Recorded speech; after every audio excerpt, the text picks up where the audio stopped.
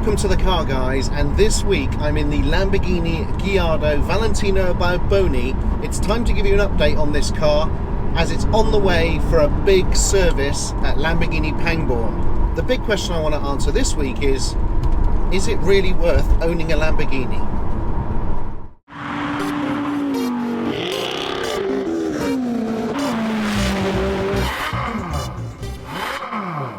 So here we are at the Car Guys garage, and of course one of the first world problems that we encounter on an almost monthly basis is servicing.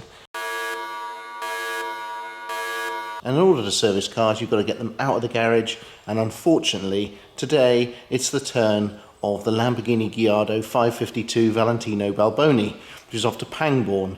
The downside is it's all the way over there. So in order to get it out, we're going to have to move the GT3 Touring, the 930, possibly the NSX, just to get the Lambo out. Better get cracking then. That's one.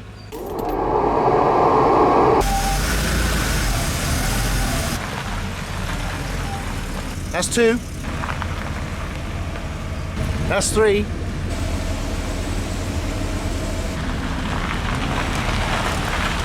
And that's it, the Lamborghini is out at last. Now to put all the others back in.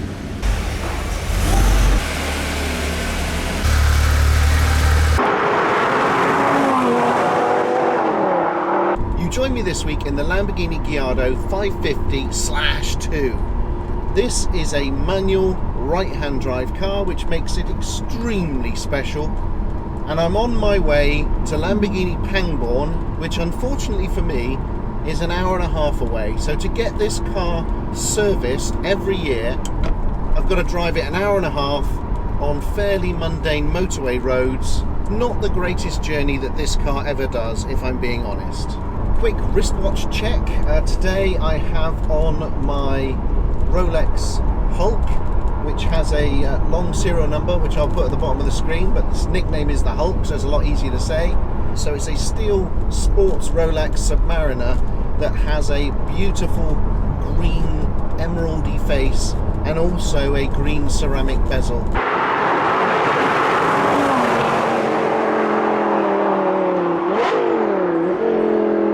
But what's it really like to own a Lamborghini, and to own an older Lamborghini like this? One of the ones that's from an era perhaps not as computerized and synthesized as the current modern cars.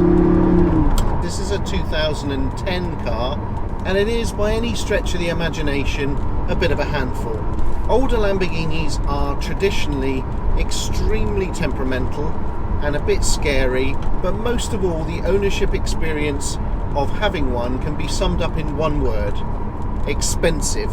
Now, as many of you know, I did own a Lamborghini Performante for a brief amount of time, and if you go back to some of our earlier videos, you can see a two-part review of that car. Now, of course, I went for Verde Mantis, which is the brightest green that you can ever imagine, and it had bronze wheels, and it had the Performante stripe on it, so it was a pretty loud vehicle. But I did always want a green Lamborghini, so now I've got that out of my system. Probably one of the best modern supercars you can buy. Four-wheel drive, ludicrous noise, so fast, incredibly quick gear changes, all the technology you could want. For me, it lacked soul, and it lacked therefore a bit of passion, and I just didn't gel with it. I got rid of it relatively quickly, and as it turned out, relatively fortunately, because it meant that I did not suffer the horrendous depreciation that Performantes subsequently did. It is not uncommon for Performantes to drop 50 to 100,000 pounds, and for the hot Lamborghini that's actually quite a shock. But the problem is they made way too many of them. They satisfied the demand so well that there are thousands of Performantes. It feels like there's more Performantes than there are Hurricanes. But for those of you in the market now, obviously you can pick them up quite cheaply, and by quite cheaply I still mean £150,000, but at least they're not the 240, 260,000 that they were new. I have not driven an Aventador SVJ. I do very much want to, and Steve, I may well take up your offer on that, my friend, and drive your glorious yellow example. My impression of the SVJ is that it will feel like a very, very big Performante. But I suppose the point I'm making is that I did not gel with the super new Lamborghinis. For me, they've gone a bit too far towards Audi/Porsche and retained not enough of the Lamborghini passion and magic, the thing that makes Lamborghini Lamborghini.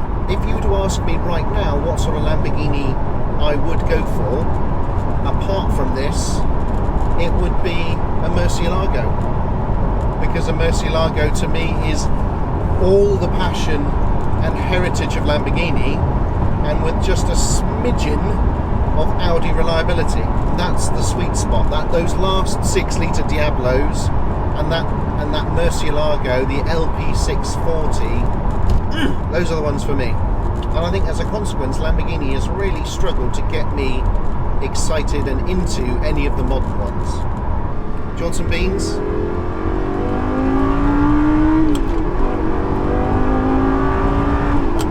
So should you buy a Lamborghini? Well, the things you have to take into account is that you've got to be ruled with your head as much as your heart.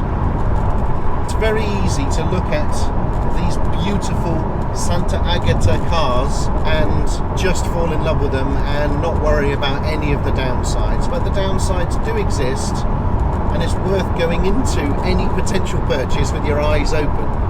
The main thing you've got to worry about is warranty or lack of warranty. When you get to 10 years old, that means no warranty is left on this car. I mean, you get scant warranty anyway, but you'd certainly have none on this. And they are ferociously expensive. I don't bother because I guess I'm a bit more of a gambler, and I prefer to maintain the cars regularly and hope that that means nothing massive goes wrong. But I am quite foolish in doing that. Lamborghinis are expensive at the best of times, so when they actually go wrong, I cannot fathom how bad the bills must be. Then there's the servicing.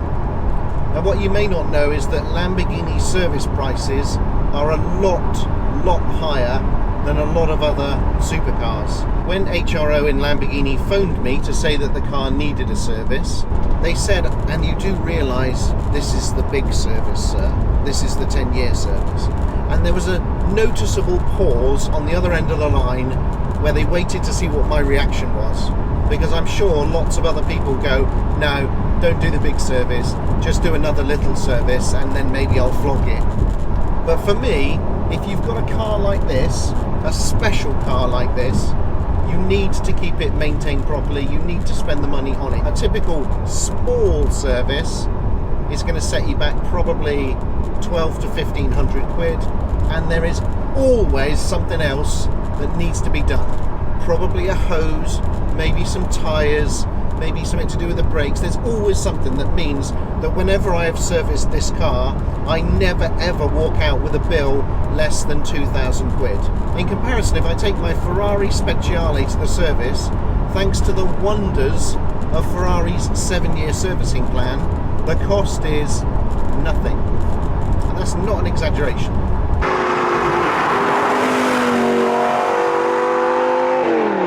Then you've got to worry about other consumables. This car is probably about 3/4 wear on the clutch, and that's going to cost me something like 5,000 quid.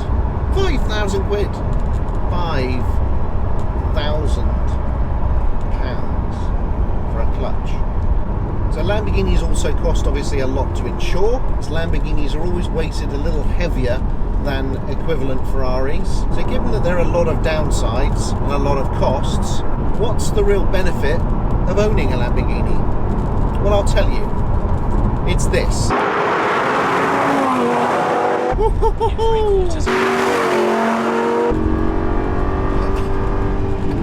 Lamborghinis deliver a visceral, spine-tingling experience like few other cars. Ferraris, particularly more modern Ferraris, have less and less delivered on the tingle scale compared to Lamborghinis. Lamborghinis are all about shock and awe, they're all about drama and speed and flamboyance, and that's what you've got to love about them.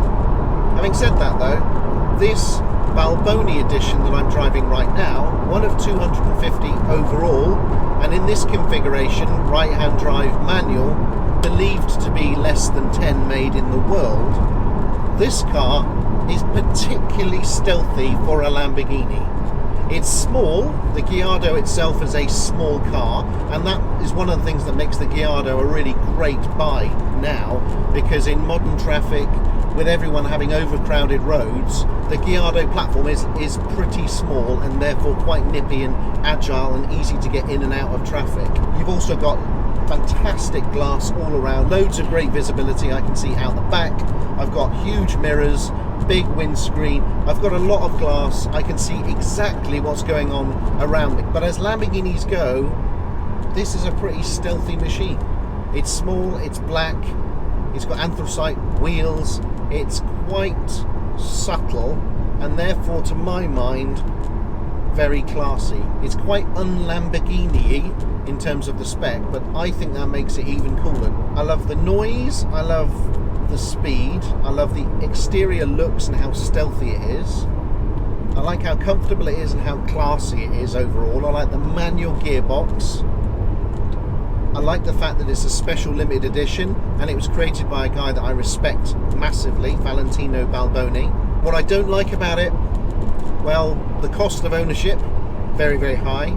I think the steering's too heavy and therefore too scary. To me, it's quite dead. People talk about the fact that because there isn't four-wheel drive, and that means the steering doesn't have any drive through it, and that it makes it purer, I just find it a bit dead and a bit terrifying. And if you drive for long journeys and you are gripping the steering wheel, as you tend to do in this car, because remember, this is 550 brake horsepower through the rear wheels only, you can get out at the end of the day with horrendous pains across your chest where your muscles have been tense the whole time. I don't like the interior technology, and I don't like what it's like in the wet, which is totally terrifying. And you also have to be aware that because this is a manual car and it's in a platform which was never designed to have a manual option, the pedals are incredibly close together. So if you've got big feet, you've got to be careful not to press 2 or even 3 pedals at once. Other downsides of having a slightly older Lamborghini is the technology. The technology in here is horrible. The actual sat-nav is pretty much useless. A lot of the controls are unfathomable. They're really hard to access. You've got to spend a lot of time looking away from the road to access them. They're not entirely logical. It gives it flair and personality, but it does make it just a teeny bit dangerous. This car also pings that you're on low fuel when it gets to 100 miles. 100 miles! But overall, I love this car. It's got bags of personality. It wants to kill you at every turn. There's a lot of feel, there's a lot of emotion and drama from it, which is exactly what I want. It's manual, it's completely controllable. I mean, it is a special car. I mean, I really don't drive this car as much as I should. I don't put a huge amount of miles on it. It's at the back of the garage. It doesn't get used that often because it is quite terrifying. But when you get back in it, you do realise some of the magic. The only reason I would probably sell it is just because I don't drive it enough, and it seems a bit of a shame. So I guess what I'm saying is that if you want to get into Lamborghini and you want to experience the joy of this real golden period of Lamborghini, you have to be prepared to pay. You've got to have deep pockets, because the potentials for going wrong are great, but also the joy of driving them is great too.